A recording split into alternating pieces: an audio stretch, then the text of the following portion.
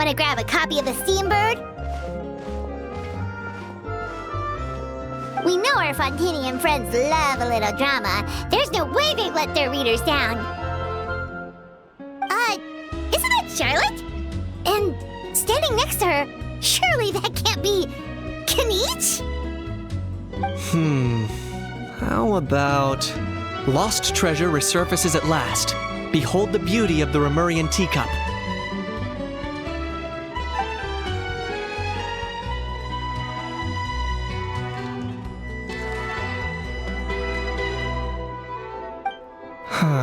Pretty shocking.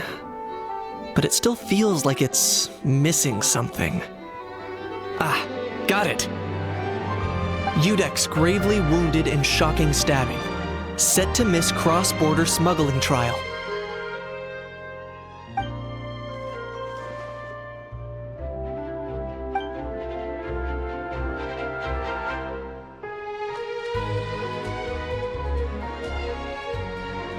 Huh?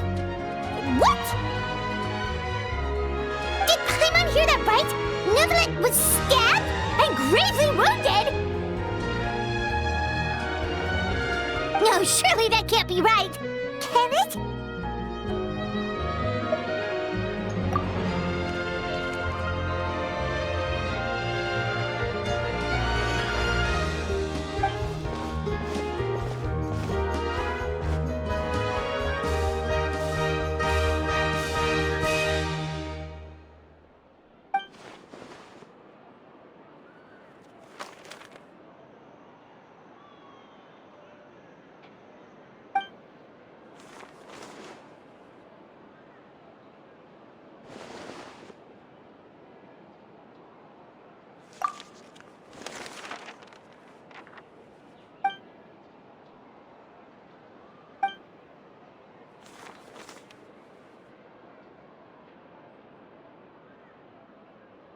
Hey there, you two. Fancy running into you here. Yeah, that, and also a less than pleasant shock. What the heck was all that about a Saurian meat restaurant and the Udex getting stabbed? Please say you weren't being serious.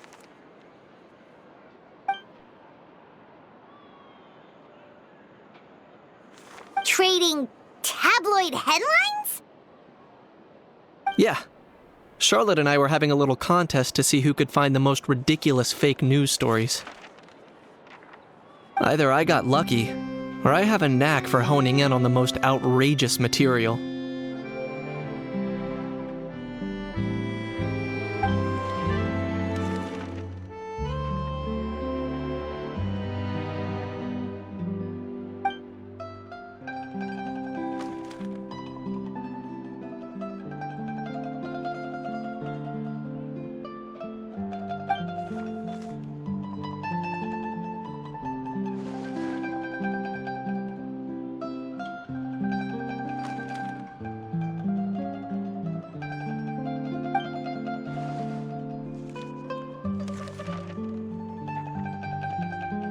If I had to quantify it, I'd say about 1% of what they write is the truth.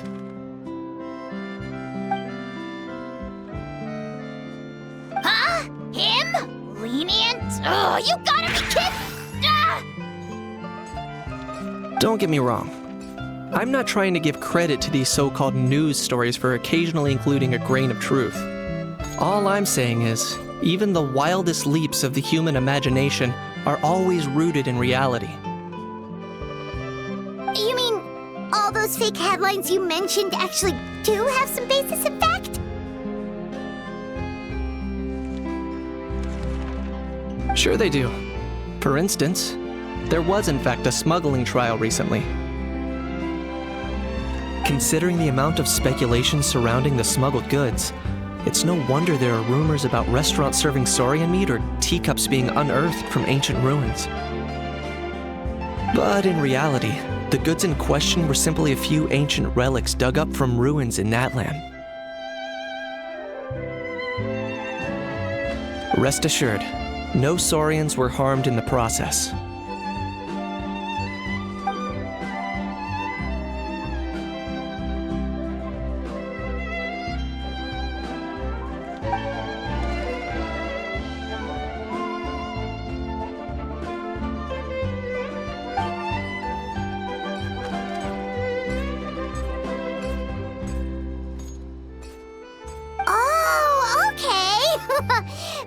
so busy freaking out about those headlines that you totally forgot to ask why you're here in Fontaine, Kinich.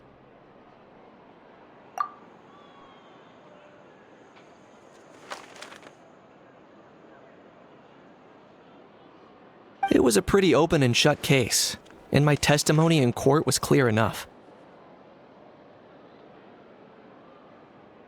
But I'm guessing, Mademoiselle Charlotte, that you're less interested in the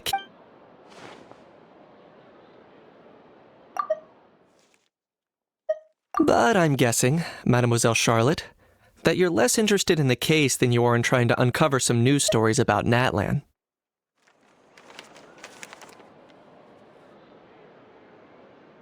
I appreciate your kind invitation, but like I said, storytelling isn't really my forte. Kinich the speechless! Kinich the tongue-tied! Huh? If you're dead set on doing an interview, why not talk to the Traveler instead?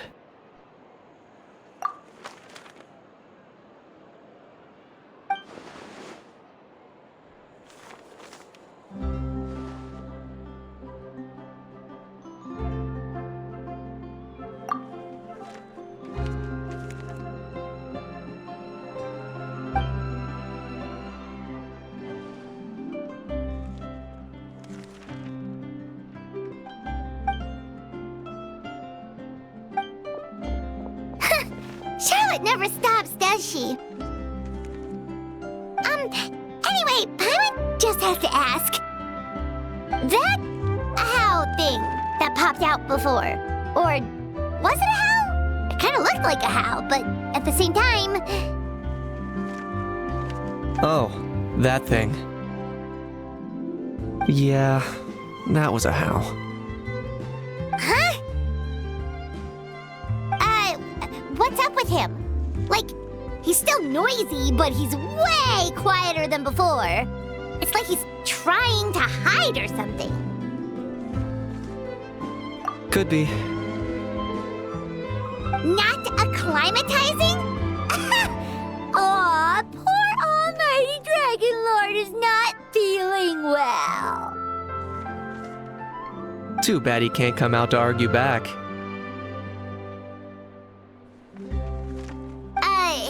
What do you mean? There's nothing physically wrong with him. It actually has to do with a strange law we learned about after arriving in Fontaine. Apparently, it's forbidden to release flying objects within Fontaine city limits during the first 3 days of each month.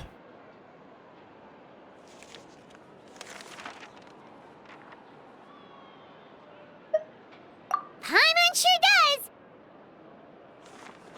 Paimon's been down this road before. There's an easy solution. As long as Kinich holds onto a house tail, he'll be considered an Almighty Dragon Lord balloon, not a flying Almighty Dragon Lord. Not gonna lie, I was considering that. But a howl wasn't too thrilled with the idea of huffing and puffing away in the form of a mini helium balloon. That said, it's pretty annoying how he keeps randomly popping up all of a sudden.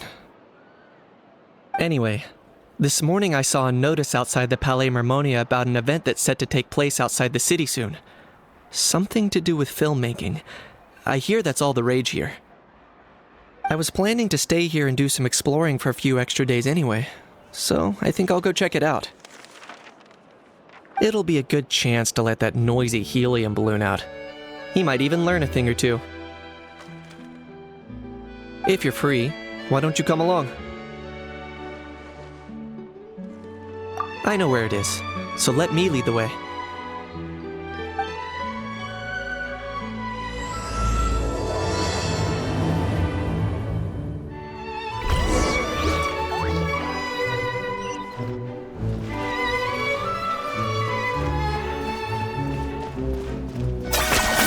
You really are a one-trick pony, you know.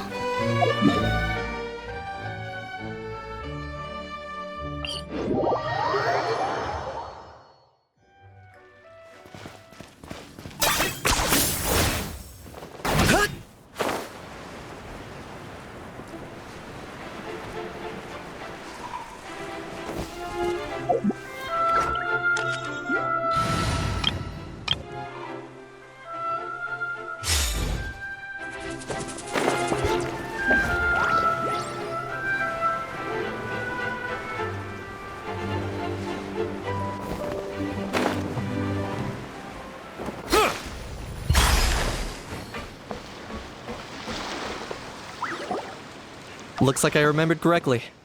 Here we are. Wow, this is awesome! Hard to believe it was just an empty beach before. Yeah, it was still completely deserted only a few days ago when I passed by on my way to testify at the Opera House.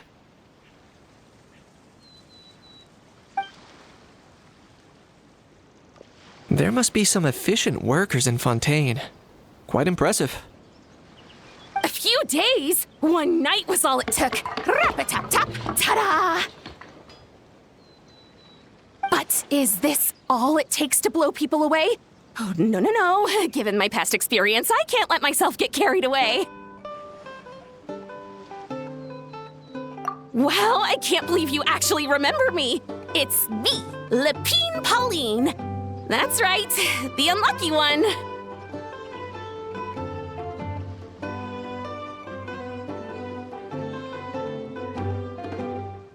Of course! How else would we have managed to build Fantasyland in a single night? Fantasyland? At least that's how I like to think of it myself. A magical land of fantasy, the stuff of film buffs' dreams. I know it sounds like I'm laying it on thick, but that really is the goal here. As you can see, the theme of this amusement park is Fontainian filmmaking, a place for all film lovers to come together and co-construct a world of dreams. Co-construct? Well, that's a relief. Sounds like you're sharing the cost this time rather than pouring your entire life savings into a single project. Nope! I might be inviting others to help fund this, but that doesn't mean I haven't thrown all my life savings into it too! Huh? You've got to be kidding. Ha! Look at you, puny little humans. Recklessly betting your entire future against some stupid vanity project. If you're expecting even an ounce of sympathy from the almighty Dragon Lord, dream on! Mockery is all you shall get, straight from the heart!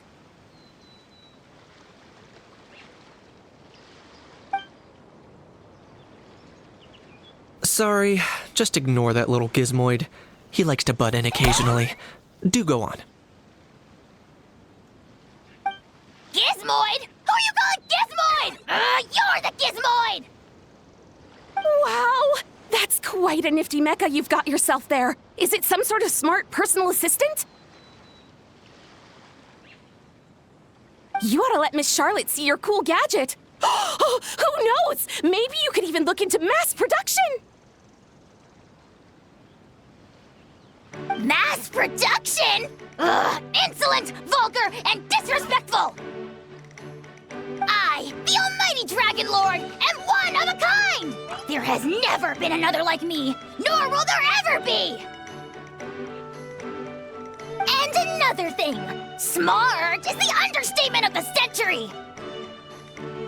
I shall have you know that I am Kahula-How, forebear of ancient wisdom! I lived for eons long before any of you were born!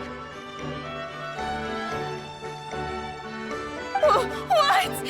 Heavens above! I beg your pardon, forebear of ancient wisdom. Please, I meant no offense.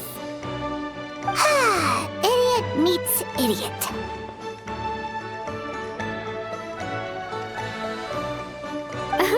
What's all the fuss?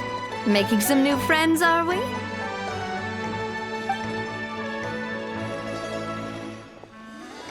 Miss Navia!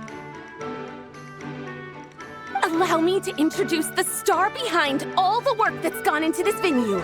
Miss Navia, president of Fontaine Spina di Rosula. Hello, everyone. Partner, Paimon, how have you been lately? Hello there. I'm Kenichi.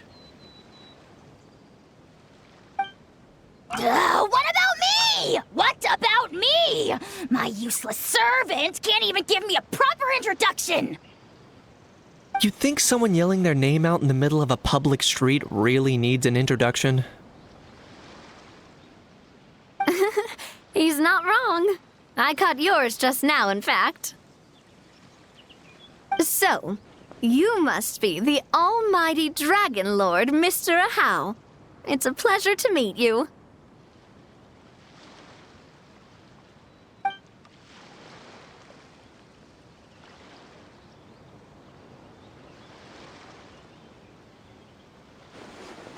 Oh, see that? That's what I call proper manners! Well, it's not every day you meet a well-mannered human. Navia, was it? Excellent. You may address the almighty Dragon Lord by his name. Navia, don't you think the title Almighty Dragon Lord is a bit silly? It's no big deal. All little animals do that, don't they? I mean, try to puff themselves up to look more impressive. Anyway, it's all thanks to Miss Navia and the Spina di Rosula that Fantasyland's gotten up and running in the space of a single night.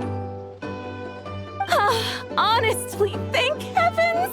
After all that paperwork and endless waiting, the event and venue finally got the green light.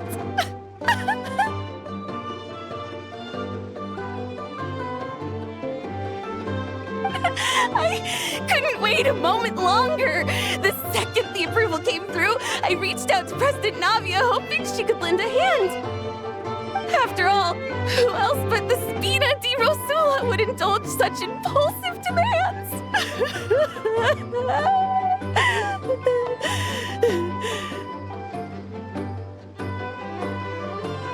Sorry, traveler. Miss Lapine Pauline sometimes gets a bit overwhelmed by her own excitement, as you can see. I'm guessing she hasn't gone into much detail about the event yet, so let me fill you in. In short, the Cheval Moran Film Fantasyland is a fan convention that's open to film enthusiasts from all over Teyvat. Miss Lapine Pauline is hosting this event and also providing technical support. Huh? Cheval Moran? That's right! The one and only Surintendant Cheval Moran! After much persistence and many solicitations, I finally obtained Lady Farina's permission to use the image of her close friend. Not only is our adorable mascot drawing in fans by the minute, but she's also boosting her own popularity. And that was always the goal, a win-win arrangement.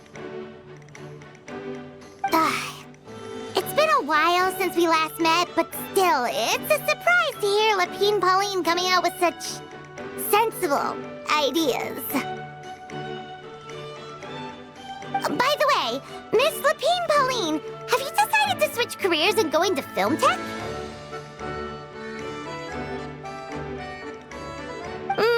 Not exactly.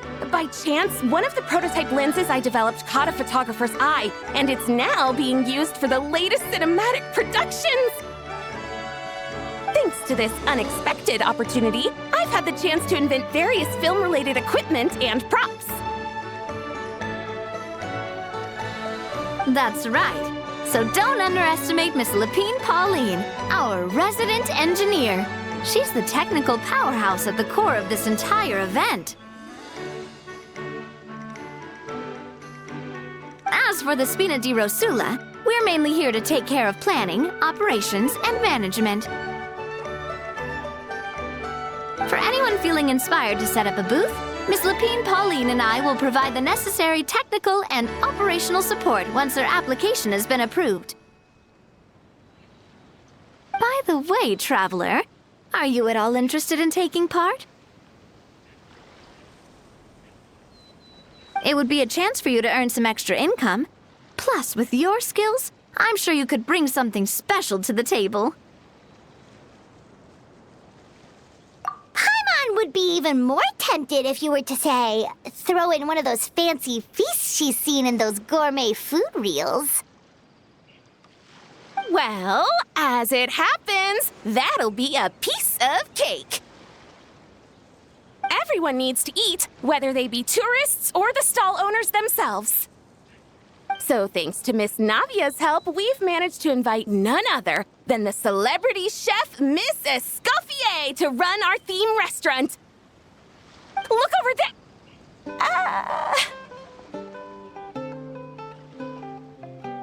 You!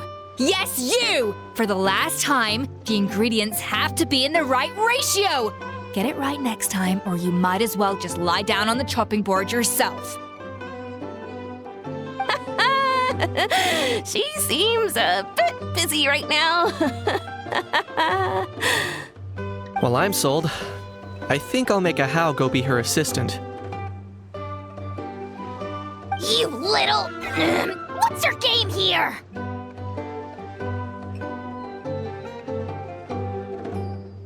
Demoiselle, sorry to bother you, but there's an issue over here that requires your personal attention.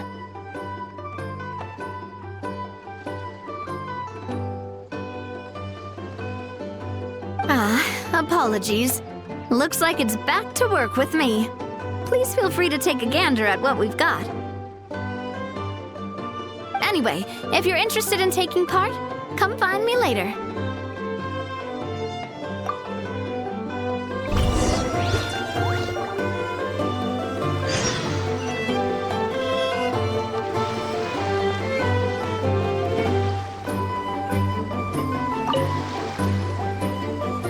Greetings. Apologies if you overheard my harsh words just now, but I assure you it is entirely necessary.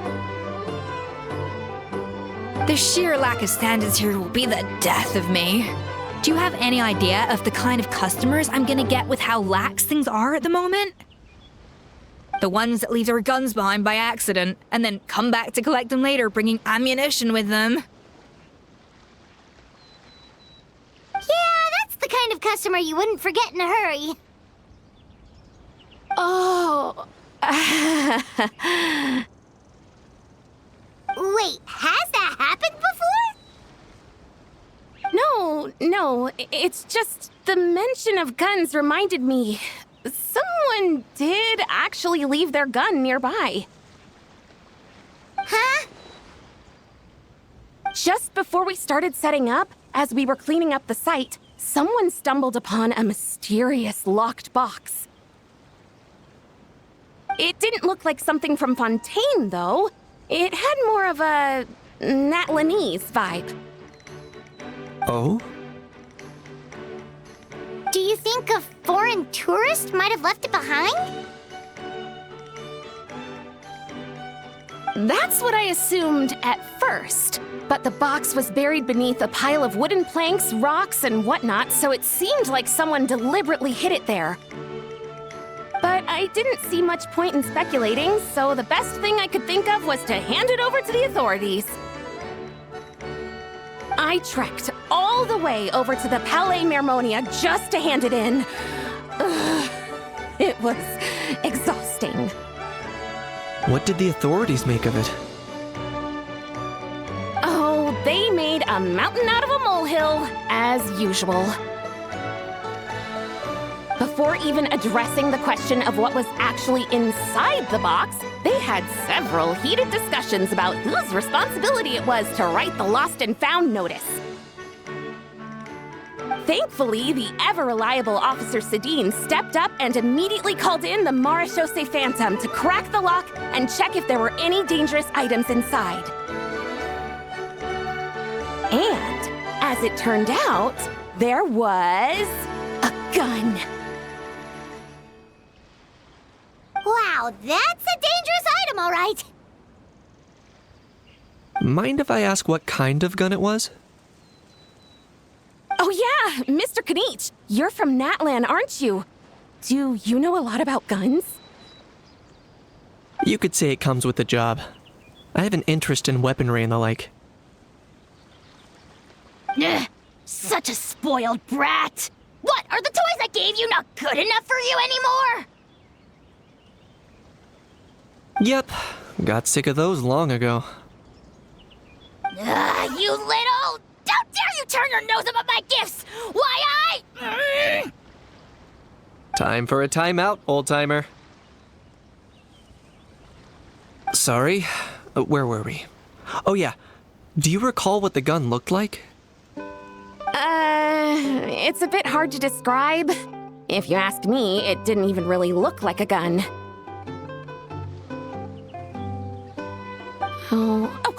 Give me a second. I'll knock out a quick sketch.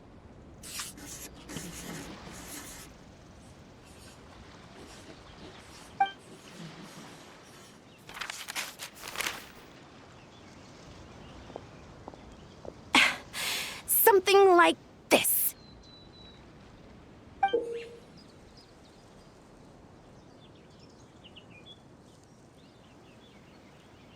Whoa, it's so neat and precise!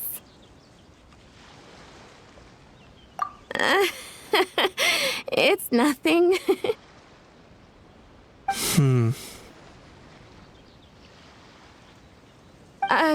Sorry. Is something wrong with my drawing?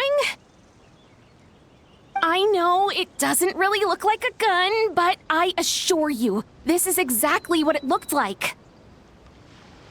And it certainly could shoot as well, too. I confirmed that with the officer from the Marechaussee Phantom. No, quite the opposite.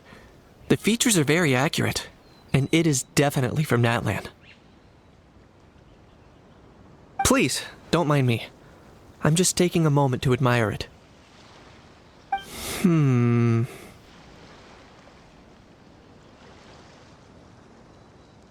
I should be the one thanking you. Thank you, and everyone else for your support. Don't mention it. Besides, we haven't really done anything.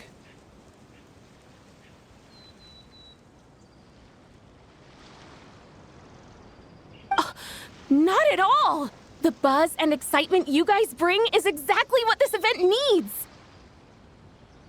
Oh dear, I'm starting to feel a bit guilty watching everyone else toil away.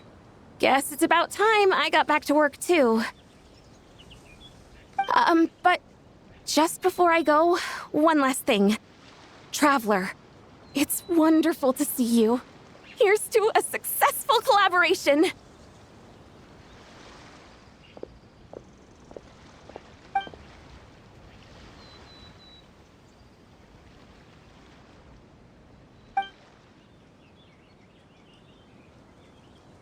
I'm sure you noticed that there was something unusual about that gun. Correct. It's most likely an old weapon dug up from some ancient dragon ruins. Based on my experience, it might be more accurate to refer to it as a hand cannon, but in Fontaine terms, it's not wrong to call it a gun. Given why I came here, don't you think it's curious that an ancient dragon relic of unknown origin would turn up like this, out of the blue? I suspect this gun might have something to do with that smuggling case. It might have slipped through the cracks.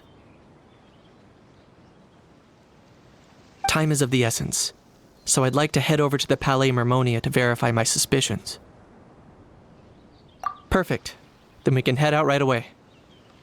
Or, if you want to catch up with your friends first, I can wait.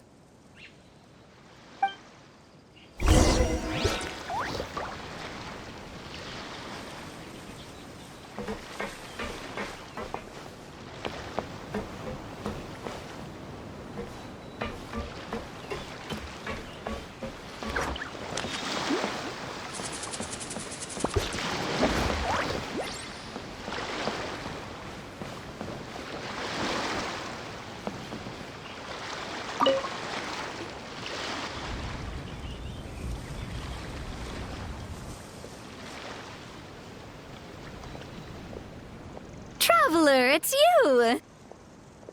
Ready to join the Cheval Moran Film Fantasyland crew? It's time, dear partner and Paimon, for us to turn our attention to the Cheval Moran Film Fantasyland. As I mentioned, The park was started up by enthusiasts who brought in the Spina di Rosula to handle the planning, construction, and operations. Of course, enthusiasts aren't typically all-around experts. They usually stick to designing the event booths. We, for our part, handle long-term operations and develop standardized strategy guides for the different activities. Long-term operations? Strategy? It all sounds so complicated. We spend most of our time adventuring, and we barely have any experience running a stall. Do you think we can handle this?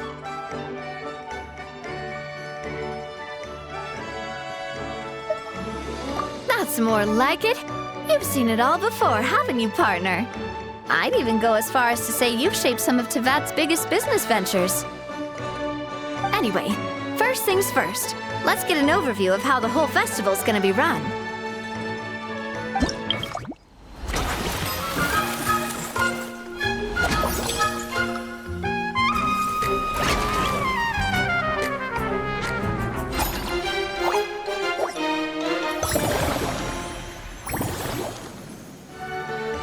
As you can see, our fantasy land's a bit like a sugar-free macaron right now. Several areas are still under construction. The Spina's only been able to hire a limited number of craftsmen. Besides, we don't have enough experience to handle multiple projects simultaneously. That's why I chose to adopt a time slot-based planning method, so we can focus on specific tasks during each designated period. Upgrading facilities, expanding the venue, hiring staff. All of this requires funds and time slots to accomplish. So, it's our job to allocate precious time slots in each business cycle to the most worthwhile tasks. As we attract more guests and earn money to add to our funds, we'll also be able to work more efficiently, which will allow us to divide each cycle into finer time slots, which will let us get more done. So we'll be limited in the decisions we can make and tasks we can focus on within each time period. Which means we have to use our limited actions and Mora to earn even more Mora. Kinda like playing chess or cards then. Cooking up a strategy in advance is gonna be key.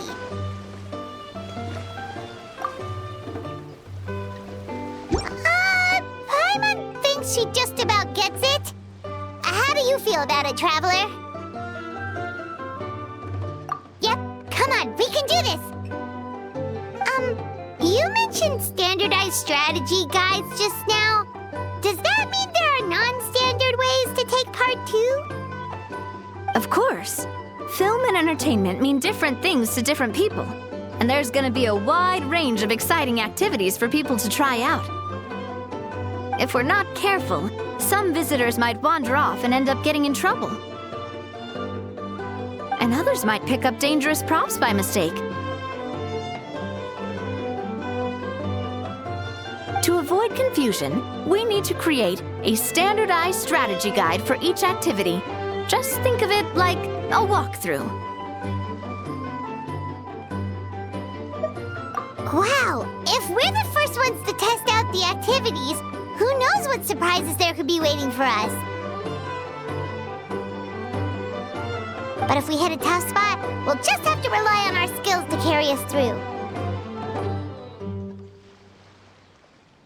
Hopefully it goes without saying that I'd never put you in danger, partner. I carefully checked all the existing activities before you arrived, and I can assure you that they're all perfectly safe. I also wanted you to experience the activities before anyone else gets to. It'll be fun. Plus, we'd like to hear your thoughts and suggestions. Oh, those are two things Navia is best at! Making people feel safe and having fun! Great! Well, I can't wait to hear what you think. Your input is super important to us. All right, then. Let's start with eclectic escapades and put our first guide together.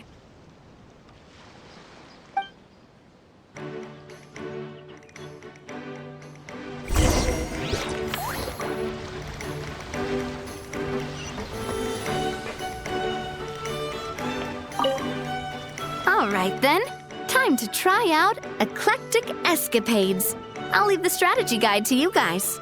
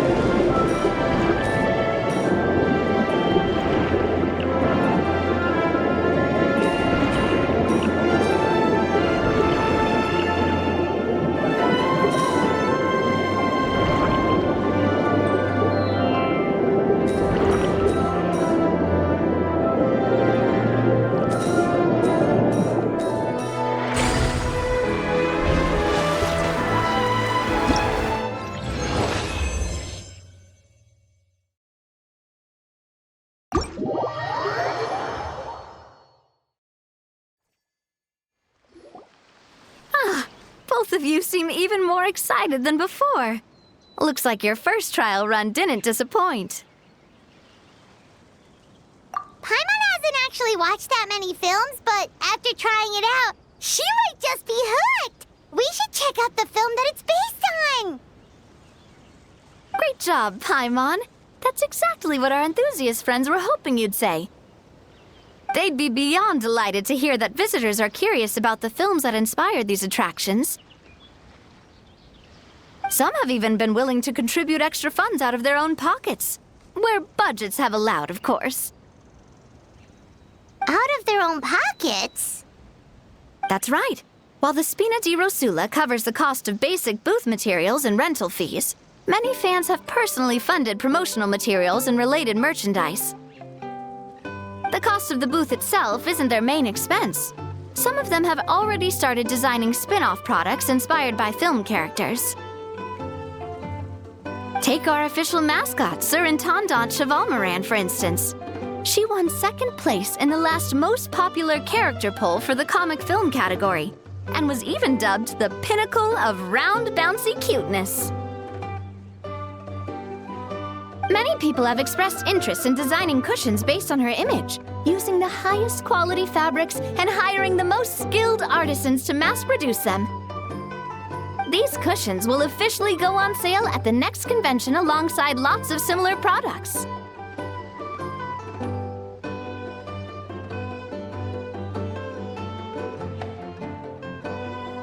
Sounds irresistible, right? Plus, as Surintendant Chevalmoran's guardian and official image rights agent, Farina will receive 60% of the sales revenue. After all, the fans are doing this voluntarily, not for profit, but to promote Surintendant Chevalmoran's adorable image. The more Mora ends up in Farina's purse, the better Surintendant Chevalmoran's meals will be. And who wouldn't be happy to hear that? Oh, Paimon likes the sound of that.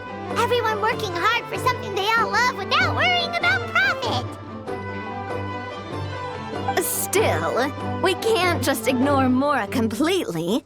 Whether it's fan creations or official commercial projects, some level of financial balance is still necessary.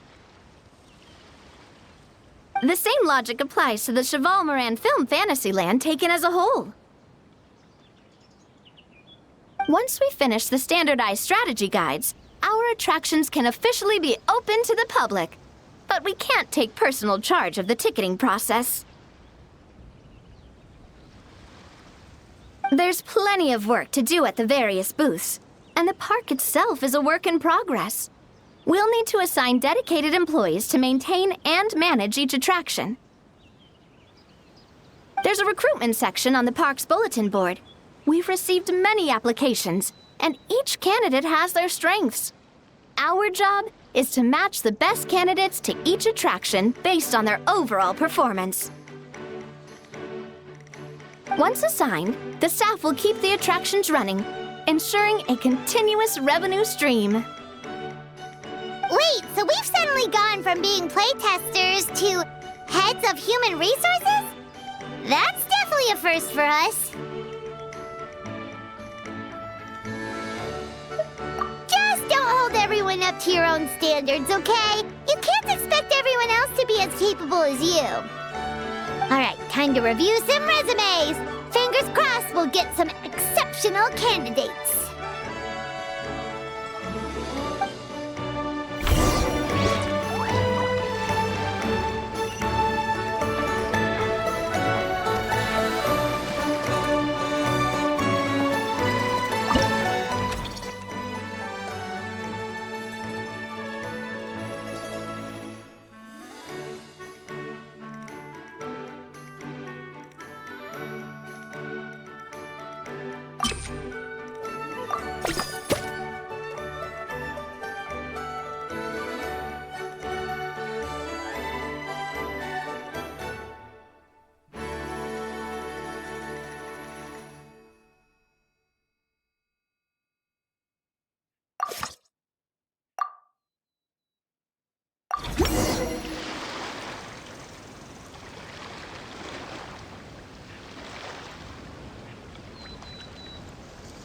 Looks like this particular employee is really getting into their role. You're both doing great. You sound more like bosses than I do. In any case, with this, the Cheval Moran Film Fantasyland is now officially open. Running a theme park is a long-term project. You won't make much if you try and rush it. We're just about done with our current work setup, so let's take a short break and wait for this cycle's revenue report to come in.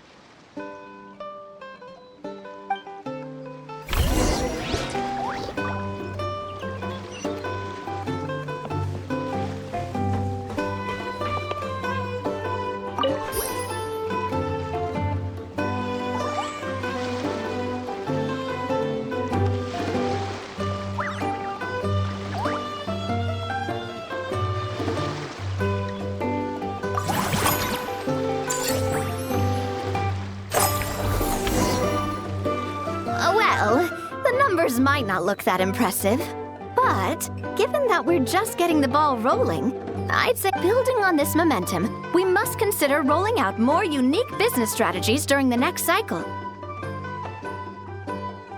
To draw in the crowds, I've invited one of Fontaine's very own celebrity chefs, my good friend Escoffier.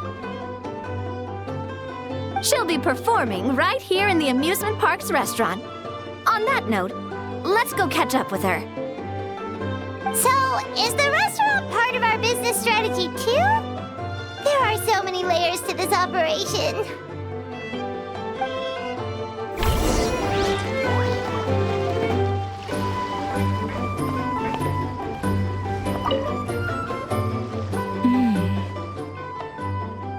The restaurant is up to standard, and the waterside location will make for a unique dining experience. The beautiful scenic reflections in the water create a stunning backdrop, lifting diners' spirits and allowing them to truly savor their meals.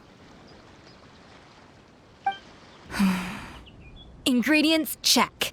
Cooking utensils, check. Looks like we're ready to rumble. Hey there, Escoffier! Oh, my employers are here. the president of the Spina di Rosula, plus the famous traveler and Paimon. I must say, you seem a bit overqualified to be running a film-themed amusement park. I'd say that if anyone here was overqualified, it would be the former head chef of the Hotel de Boer. Wherever you walk, the aroma of fine cuisine follows in your wake. Let's get back to business. I'm guessing you want the traveler to help me decide the theme dish for each cycle, right? This is the business strategy I mentioned earlier. Using Escoffier's top-tier dishes to attract more visitors to the park. But this isn't just about attracting visitors. Her culinary masterpieces will surely have other surprising effects. Just imagine, Paimon, if all you needed was a single ticket to enjoy all the attractions and taste all the legendary food. Wouldn't you be tempted?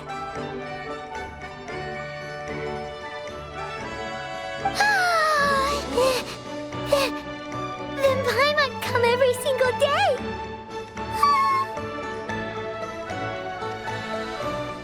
Now, here's the twist. To get the most out of this strategy, the menu can't be made public. Based on research by a certain food branding consultant, many restaurants have started offering a special chef surprise dish. So give me some inspiration every few business cycles, and I'll decide on our next theme dish.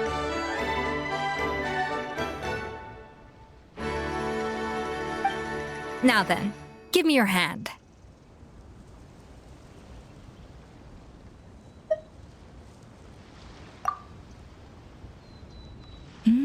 A warm and energetic feel. Your hands are calloused from wielding your sword, but still quite delicate. When you grasp its hilt, it's like you're holding the bow of a violin. A sword, then. The theme this time shall be strength. All right, let's find out what strength looks like in gastronomical form.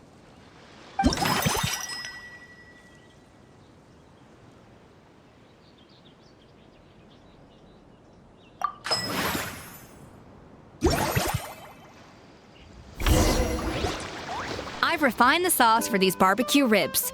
It's a richer flavor than the classic version, but not at all greasy. The mint extract in the seasoning leaves a refreshing aftertaste, perfect for indulging yourself after a fun-filled day. But if you ask me, I'd say the artisans need these more than the guests. The artisans? As I'm sure you've noticed, this park isn't quite finished. A serving of these barbecue ribs should help the artisans replenish their strength much more quickly.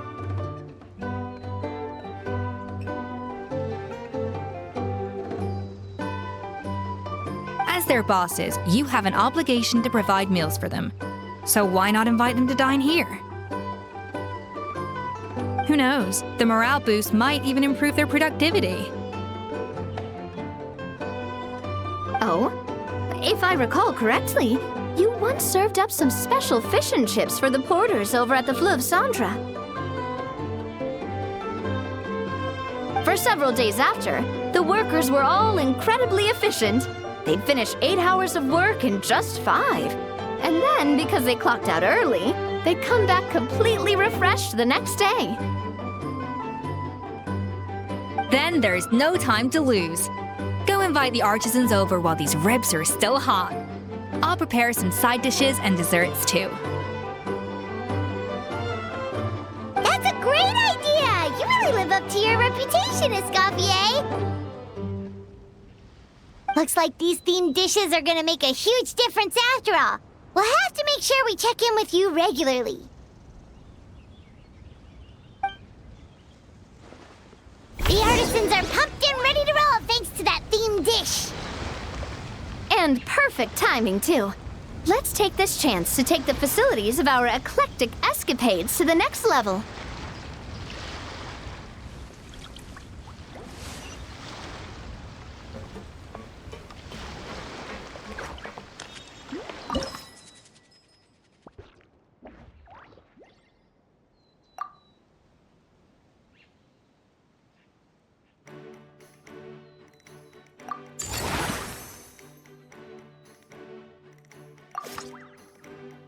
We should be able to attract more customers by upgrading the stall, don't you think? That's right. Based on my business experience with the Spina di Rosula, I've quantified the service value to help you intuitively understand how satisfied customers are with each stall. An attraction will reach its ideal revenue only when its service value meets customer expectations. As we improve and expand our facilities, expectations will also increase accordingly. When that happens, we can deploy more capable employees or invest funds in training to enhance our employees' skills.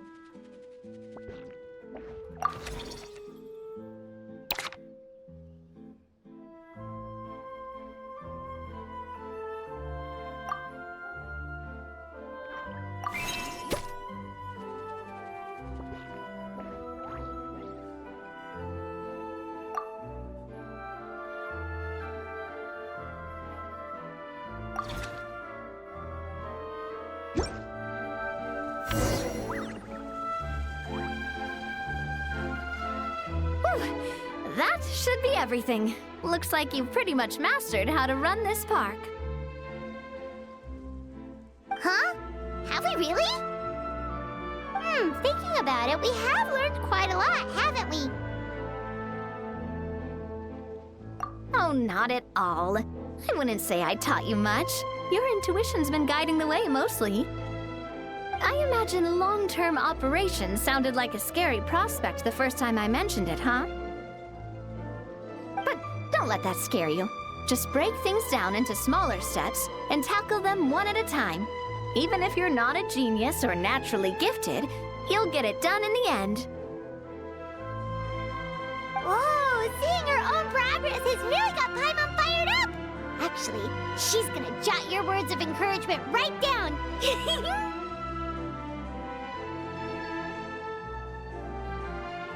From here on out, we'll be running the Cheval Moran Film Fantasyland together. Let's make it a big success!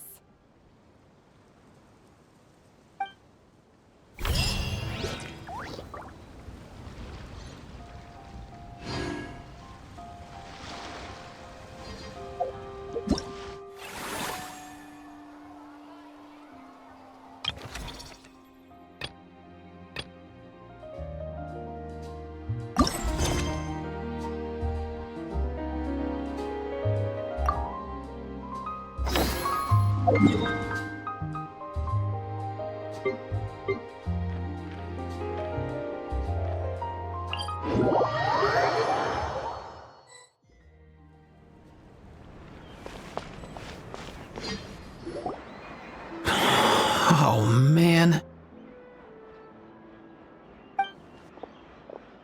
Bro! Are you mimicking me? Now's not the time. Come on.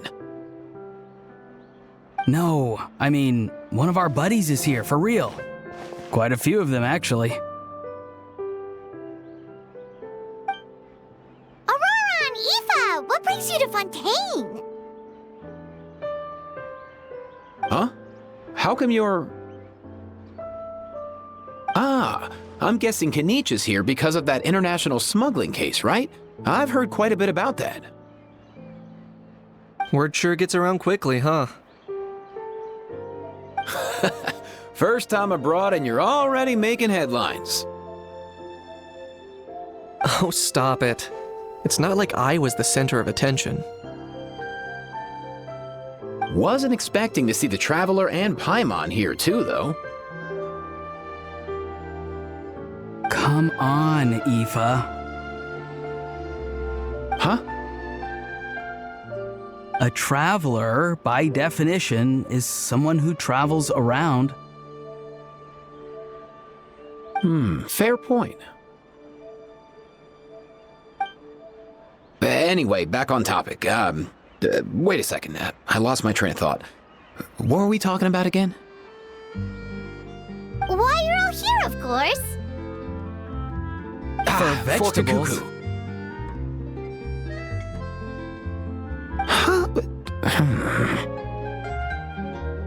I'll go first. It's for the Chevrolamine Film Fantasyland. Wait, is that right? It's Cheval Moran. Ah, right. I keep stumbling over that one. Guess I owe Cheval Moran an apology, even if she's not here. Anyway, long story short, the festival restaurant urgently needed fresh vegetables from Natland, which is why Eva and I are here. So, you guys are vegetable couriers?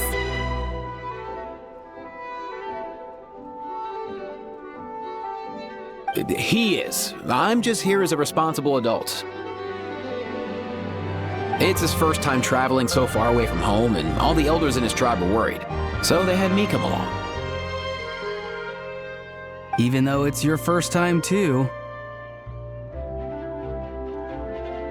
Right, but they still picked me to accompany you.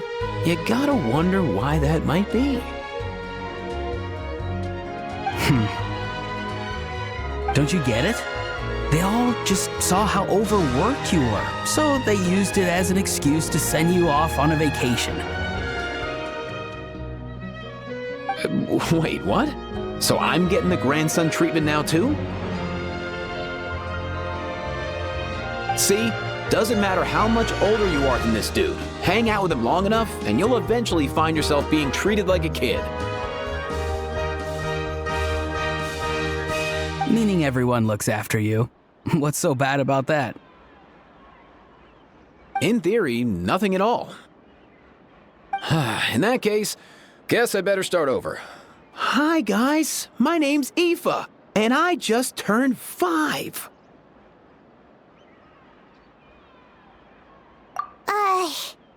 Paimon's not sure who the responsible adult is anymore. So, what about Kakuku? If he was here, we'd be making more of a ruckus than we already are. That's exactly what's got me worried. Aoife, there's nothing to worry about. You're a big boy. You can handle yourself now even without Kakuku. You think that's what I'm worried about? Anyway, my priority right now is Kakuku. Suffice it to say, Kakuku's in big doo-doo. How so? He's so small, and all he knows are a few harmless phrases. What kind of trouble could he even get himself into? Let me guess. Did he get caught out by the law on flying objects?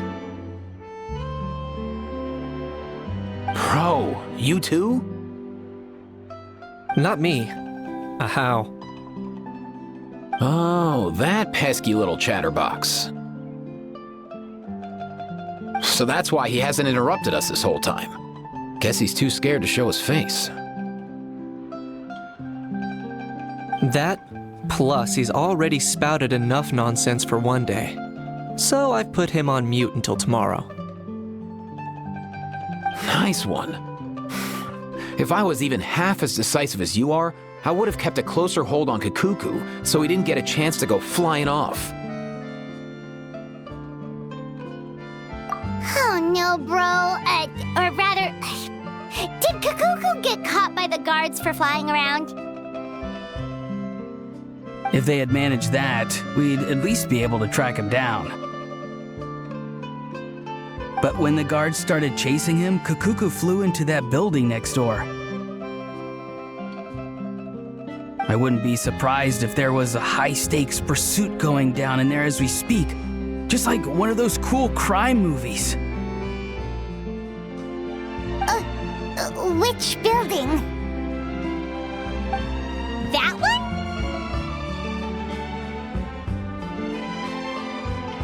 one? Yup, that's the one. Kakuku sure has a good eye for a getaway. It's the tallest building around. I may be able to fly up pretty high, but checking every last window would still take quite a while. As for Aoife, well, let's just say he's not flying anywhere without a Saurian. Sorry about that. Not like it's my fault, though. You don't have to apologize on my behalf. Wait a sec. What's this got to do with how high you can fly? Kakuku's got himself into a real mess here, like a panicked animal running straight into a trap. It's pretty worrying. I'm starting to picture him flapping through a barrage of gunfire while important documents are flying about left, right, and center. Heck yeah! If anyone can pull it off, it's Kakuku. He's always been such an awesome Saurus. I believe in him.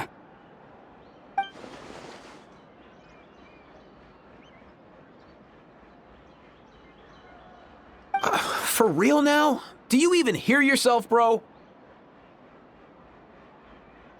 Of course I'm for real. I'd never make light of something like that.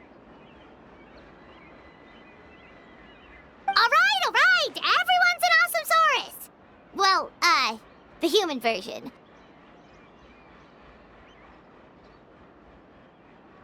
But our priority right now should be to go in there and check up on Kakuku. Leave it to us. You sure? Wow, awesome. That'll be a huge help. And if Kakuku doesn't listen to you, I give you permission to pull out a couple of his feathers. Wait, since when was that up to you? Well, then it's your call, bro. All right then, if Kakuku doesn't listen to you, I also give you permission to pull out a couple of his feathers. There you go. If he objects to that, tell him to come find us. He won't. Trust me.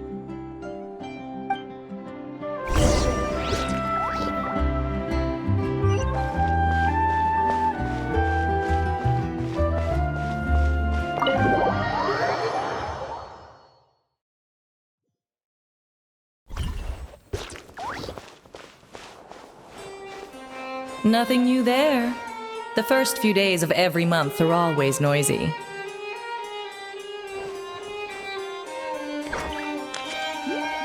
What's all that commotion? Are they arguing in there?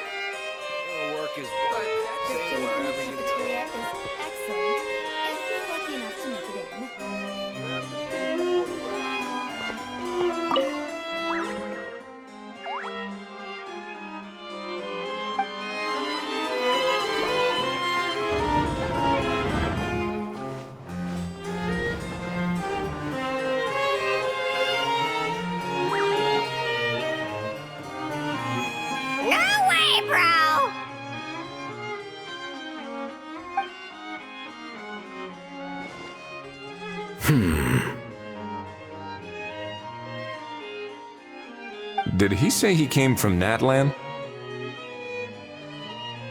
No. Get out of here! I can understand his words, just not what they mean.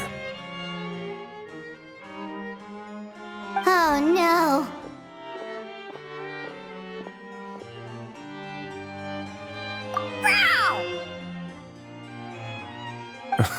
He keeps repeating the same things over and over again.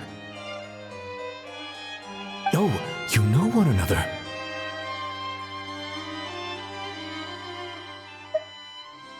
He's a friend! Yeah! A Saurian friend of a human friend! Great. Well, that was easy. Looks like we've tracked down the owner. Guess that's one less lost and found notice for you to write, Monsieur Neuvillette. For real?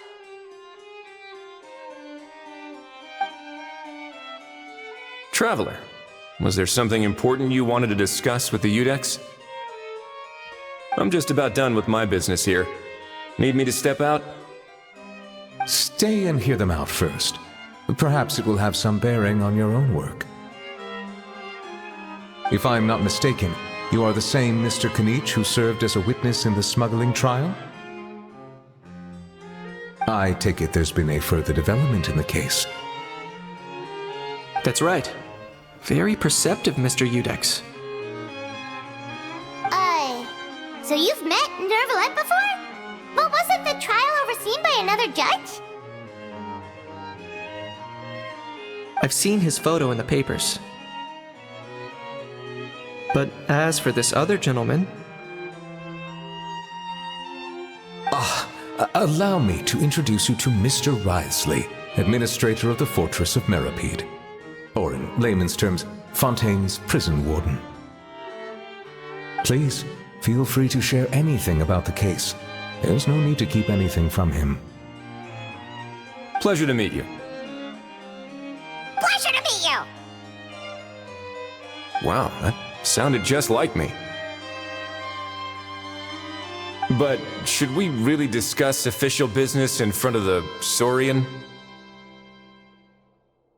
Oh, wow! Oh, no! I believe he said...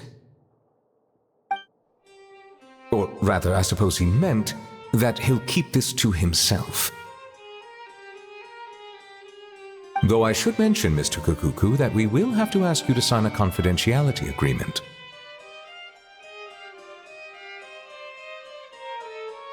Sure thing, bro!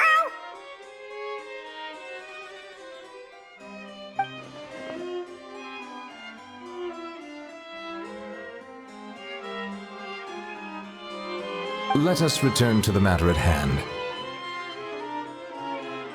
Mr. Kanich, was there something else you wanted to discuss relating to the case? Yes. Let me fill you in.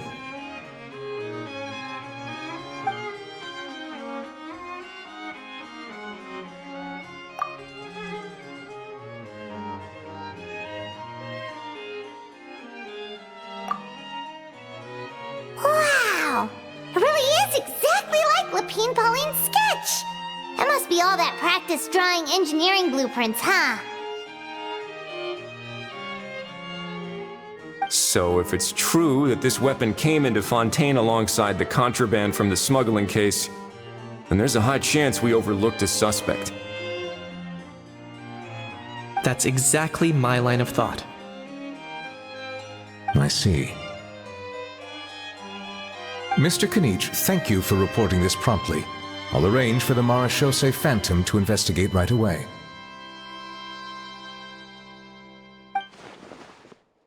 We should begin by questioning the prisoners in custody. Wriothesley. I'll sign off on the interrogation request. Don't you worry. That would be much appreciated. It's lucky that the Palais Mermonia wasn't scheduled to release any public bulletins today, and that this gun's lost and found notice hasn't been written up yet. In other words, the news hasn't leaked. I'll be staying in Fontaine for the time being. If there's any progress in the investigation or you need my help, feel free to reach out anytime. Yep, we were just about to go help out with Lapine Pauline's convention. If there's any news, we'll keep you all posted. Marvelous. Thank you all. Well then, all that's left is to...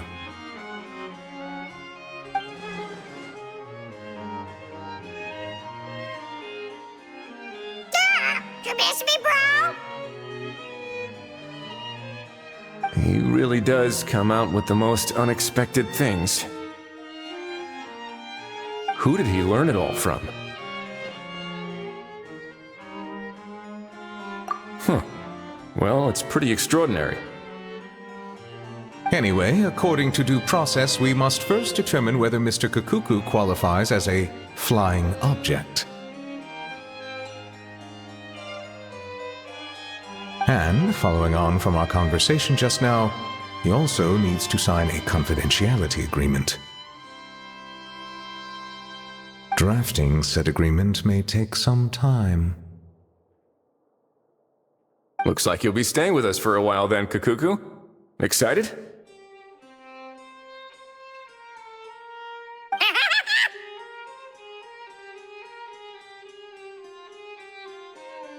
That would save us a lot of trouble. Many thanks. All right then, we'd better get going. No need to see us off.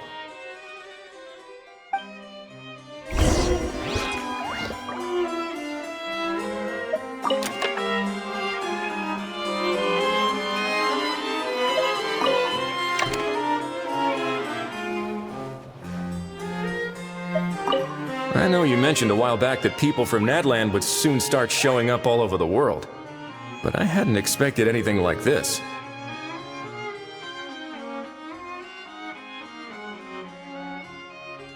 It seems no matter where they come from, all dragons are inquisitive by nature. You can say that again, bro! The same might well be said for humankind. The real reason you chose to stay to investigate this case was your curiosity about Natlan and Mr. Kukuku, was it not? Guilty as charged. Nothing gets past you. So, how about we take this opportunity to chat a little more? We've got the world's best translator on hand, after all. Sure thing, bro!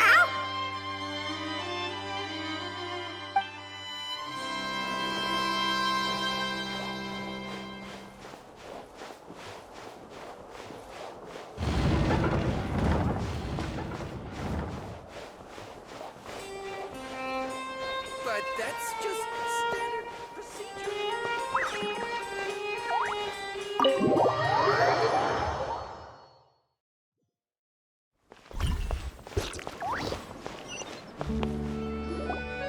Aurora and Aoife, we found Kukuku! What's the situation? How bad is it? Oh no.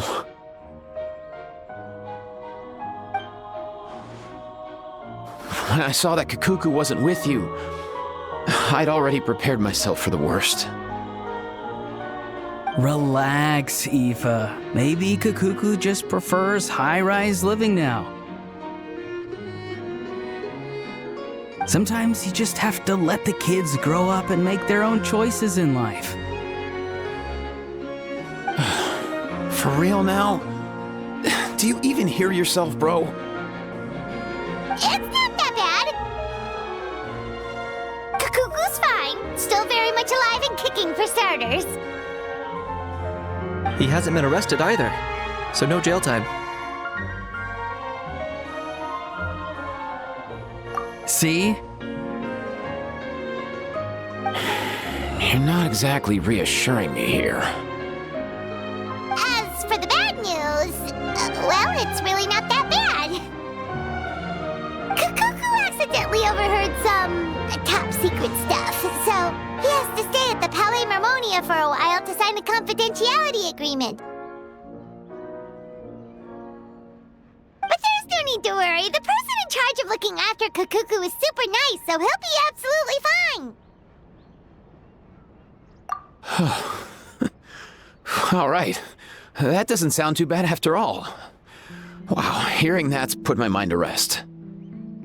But based on my understanding of how things work here, the ban on flying objects should be over by the time Kukuku actually gets out. What a shame. Oh well, I guess we'll just have to go have some fun without him.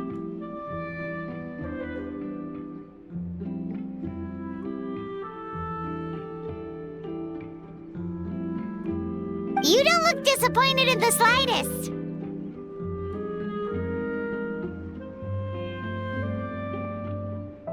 Anyway, Auroron and I will be staying in guest rooms upstairs at the Hotel de Boer for the time being. Feel free to drop by if you need us.